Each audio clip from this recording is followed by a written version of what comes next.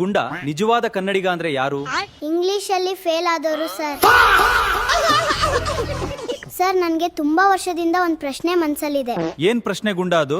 Sir, ಈ ದೊಡ್ಡ ABCD ಸಣ್ಣ ABCD ಗಿಂತ ಎಷ್ಟು ವರ್ಷ ದೊಡ್ಡದು?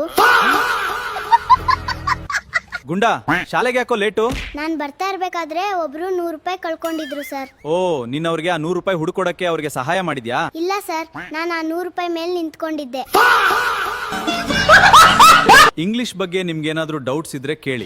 ಐ ಡೋಂಟ್ ನೋ ಅಂದ್ರೆ ಏನ್ ಸರ್? ನನಗ್ ಗೊತ್ತಿಲ್ಲ. ಇದೇ ನಿಮ್ಗೆ ಗೊತ್ತಿಲ್ಲ ಅಂದ್ಮೇಲೆ ಇನ್ನೇನ್ ಕೇಳೋದು?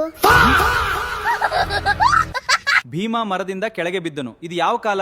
ಪಾಪ ಭೀಮನಿಗೆ ಕೆಟ್ಟ ಕಾಲ ಸರ್. ಗುಂಡ, 2 ಪುಸ್ತಕಕ್ಕೆ 2 ಪುಸ್ತಕ ಕೂಡಿಸಿದ್ರೆ ಎಷ್ಟು?